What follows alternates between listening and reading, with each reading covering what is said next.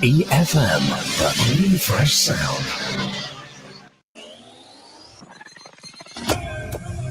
Rise and shine. Let's get ready to take on the day. Activated Mornings on WEFM 99.9 is on now.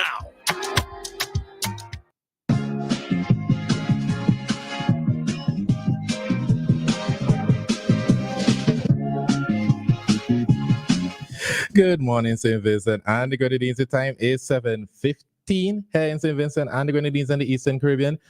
And it's Friday. Just want to say good morning to everyone on their way to work, school, just starting your day today. Good morning to everyone in the diaspora. Good morning to everyone also locked on to 99.9, the clean, fresh sound. Good morning to you, Christal, as well. Good morning, Ari. Good morning to the listeners at home in the region and the rest of the world. How are you doing this morning? I feel like I'm hearing something sounding too right. I know, and I said it yesterday, and Kieran was like, no, everything is normal. I was like, okay, cool. No, everything is normal. So it's like there's a slight, like an extra sound in the room, but whatever. Yeah. Once y'all hearing fine, I need to strip it again. Once y'all are hearing fine, yeah. Good morning to y'all. WhatsApp number as usual, 457-9997. Number to call, also 457-9997. You know what this is? I don't know, but you seem to like it. Is it new? BBL Drizzy. Oh, BBL Drizzy. Well, that explains the silent BBL kiki Drizzy. at the beginning. I'm like, what is this? What is this? I don't know. I'm not keeping up with that. Well, I got a shout out Searchlight this morning. The PM has proposed that the first editor, Norma Keyser, the legend, be honored as a national hero once again. He did so on NBC Radio on Wednesday. PM said that it's people like Keyser and former midwife, Sarah Batiste, who come to mind when he thinks about national heroes. So Keyser was an educator with over 40 years of service who died in 2013 at the age of 78.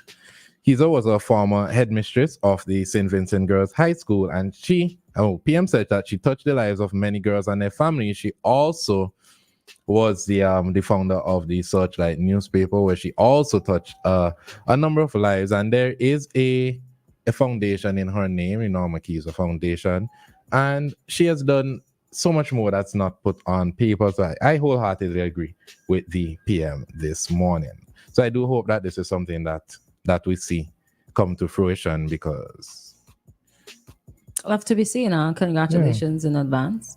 If it is that it happens. If it is. But I mean, at least it is honorary to be acknowledged and to be mentioned in such a capacity. There is a building in Girls High School that is named after her, Norma Keyser Resource Center.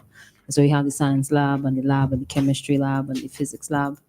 Biolab too? No, the biolab is somewhere else. Yeah. So forget your school? No, I think during my time there was a little change. Oh, okay. We moved somewhere. Oh, okay. Well, Speaking on things PM, he is back with his strong feelings towards alcohol use at funerals. So according to a story here on Eyewitness News, the PM says alcohol use at funerals has been quite terrible. So the story reads, Prime Minister Ralph Gonsalves says that the consumption of alcohol at funerals has become quite terrible, hence his government's move to ban it. We treat funerals in a very solemn way, he said on NBC Radio, adding that he hopes this tradition continues. He said, in America, in New York City, you see funerals down the street blocking up the road. Well, it was a question. You don't see it in London, in other parts of the world, but we have that tradition, and people, motorists, and other users of the road are satisfied that they would go along with the inconvenience and wait a while. He said people can have their jump up because it is a celebration, and you can play your music and the rest of it, and you beat your bum drum if you want to do that. But this drinking alcohol in the procession and the icebox behind the hearse, people selling 3 for 10, surely in our civilization, you go down the road, 8, 9 out of 10 persons will tell you, man, that's wrong, PM said. Public Order Amendment Bill 2024, which is the order paper for Parliament, will be sent to a select committee of Parliament. The government is encouraging the public to submit comments on the proposed changes, which will provide a fine of $200 for people who supply or consume alcohol in funeral procession or at public cemeteries. Prime Minister said that it is unfortunate that the situation has reached the stage where the government has to regulate it. What are your thoughts, Christal? Did we speak about this on air? Yeah. Yeah. Oh, that's because why I said he said it again. Yeah. my memory is like, oh, am I losing it? I feel like the issue of excessive alcohol use at funerals is unacceptable. I think I will agree with moving towards restricting the use, like in the cemeteries, because it isn't deemed to be like a holy place, and it's not only person that's going to be buried; it's disrespectful, right? I think it's like to look at the issue though. You should go back to why are so many people using or abusing alcohol to that extent, one, and why, like how did we get to this point where it is out of control? Is it like during COVID, because of COVID, because funerals moved up earlier, then that gave it a bit more room? It's like, oh, it's daylight, let me go drink a little beer, let me go drink a little rum, because the funeral doesn't cut off at 6, so everybody, like, people don't disperse, so they're left together. Or is it because like people are just more stressed out, or is it because of the nature of the person who was buried? How did we get here? I feel whenever we get to the point of passing it as law, I am anticipating a bit of difficulty with controlling it and policing it. Because I feel maybe are we to the point where it's outrageous and hard to control and to reel it back to where it was before? Certain. I don't know, because he said that it is to make it illegal to supply, consume, or possess the alcohol. I don't see a problem with it happening in the procession. I don't see a problem with it. Persons at the side of the road waiting for because immediately I think of the Chauncey Cemetery. When persons are buried at the Chauncey Cemetery, there's a long wall that persons usually just sit down. There's some people selling snacks, there are people selling drinks.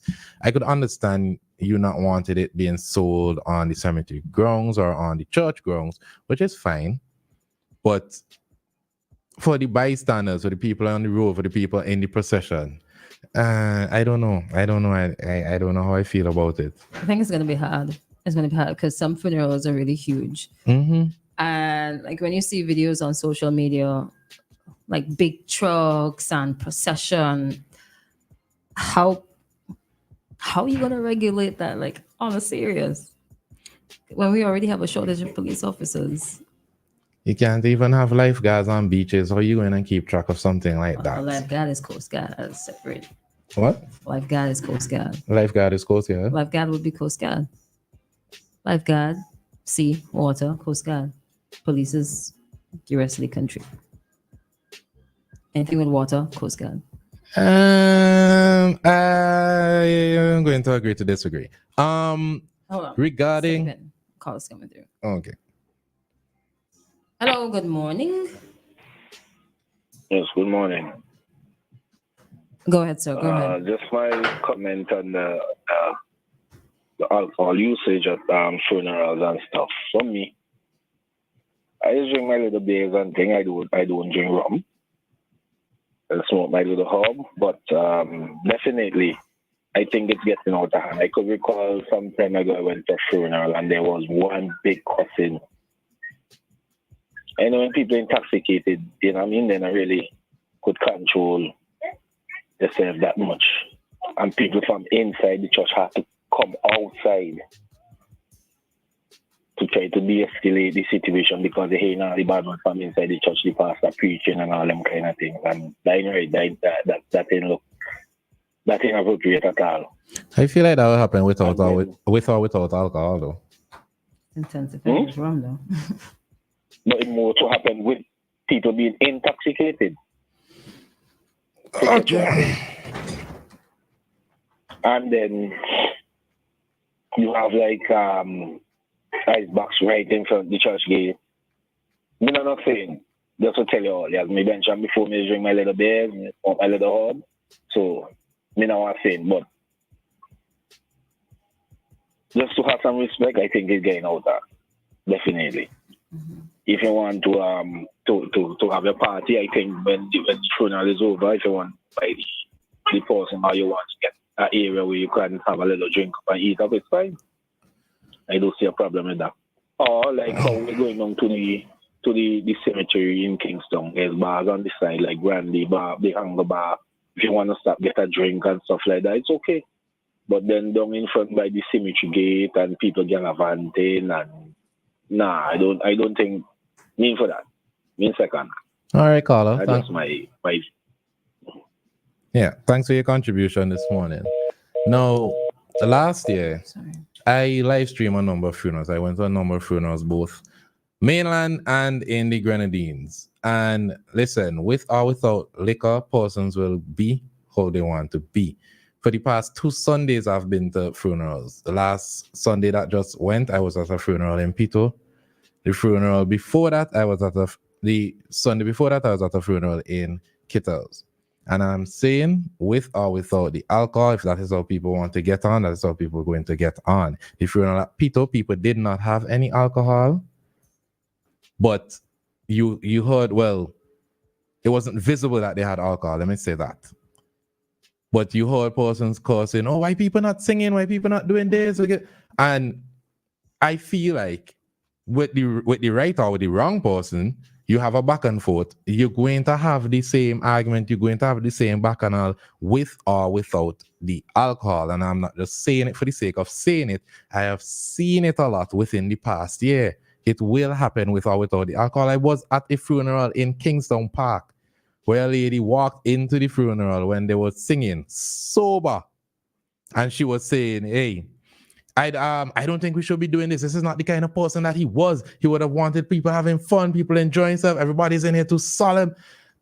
And this was somebody who was extremely sober. I'm not just saying this for the sake of saying this. This is what I've been saying for the past year. With or without the alcohol, it's going to happen. And regulated, people will find a way to sell the alcohol. What I do agree with it not being sold on church grounds, which is, I think it's just being respectful to the church and what they stand for and all of that. But with or without the alcohol, we're going to have the same result. Certain environments, not disagreeing, but there are certain environments that would encourage certain things to happen more frequently than others, right? I think what could be added or what can be considered is stipulating how far away from the church, because to just like say, all right, outside the church, we can do this, and you could like have a nice box like right outside the church or right outside the cemetery. Perhaps that might still lead to the issue that we're facing now, which is the cultural shift, which is a negative one actually. Perhaps to state you cannot do XYZ within a certain area, certain distance from the church and from the cemetery. I've seen as well the use of amplified music as part of the procession from the church to the final resting place. And are they going to look into that too? I don't see that as a problem either.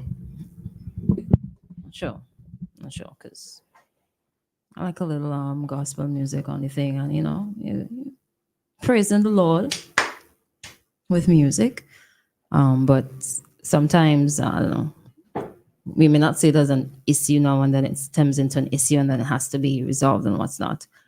Just curious. Let's take another call. Hello, good morning. Yes, Christal. Hey. You know that most of these persons who sell alcohol doesn't have a liquor license, right? So you mean?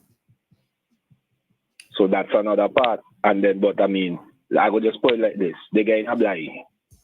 It's against the law selling alcoholic beverages without a license. That's all. Correct. Okay. So then, if they are to step down and enforce what they have to enforce, you're gonna hear a lot of cries. True. Just like around town where you have like vendors with the ice packs and stuff. When certain things happening and then they will borrow people have to make the living. You have to make a living, yes. But you're not doing it the right way. Why you not going and get a license to sell your alcoholic beverages? Mm-hmm. So there's a lot of things that we cry for which we don't really do, and which the government side they don't enforce. Let's say they have to make a wrong capital and decide, okay, we're gonna check everyone and see who have a liquor license from have one charge everyone. We think gonna be the cry. That's true. So let's think about that also. All right. Thank you. Well, good morning. Same to you. Thanks. Yeah, so I'm not going to take away from his point. That was a good point. But you know what I foresee happening? I foresee people pulling away from from being a part of these funeral processions and hanging out at the bars or the places where they can freely consume the alcohol and hang out and enjoy themselves. Because we need to remember that although a funeral is a funeral, not everyone at the funeral is there to celebrate their life or there to pay their respects to the person that is being buried on that level. It could be that, okay, I went to the church service, I've already paid my respect, now I'm in. At least that's what I see going to happen if it is that this law is enforced. And then the problem, and that's what I was saying to Mr. Williams yesterday, the way the government has been inviting the public to comment, I do not think it's effective. So we don't really get to hear, or they won't get to hear what the public truly has to say or how they feel by the current means of their invitations, because persons aren't usually going to just sit down and write to them their grievances. So I do suggest that if it is that you want to invite the public opinion, there are many different ways to do so. Utilize social media, utilize a town hall meeting or something, but writing, not a lot of persons are going to take the time out to write their grievances to the government, at least in my opinion. The first point you made with people might go to the church and then you might have a reduced attendance per se. Mm-hmm. Some family members may not even mind that. It depends. They may not mind, because the reason for funerals is to celebrate the life of people. And if you're coming to celebrate my life, what are you coming for? Well, we will see. Some people might not enjoy that. But the time is 7:32 here in St. Vincent and the Grenadines. We're going to take a quick commercial break and we'll be back with our traffic talk, followed by our talk, well, today with Weeks here on WEFM 99.9.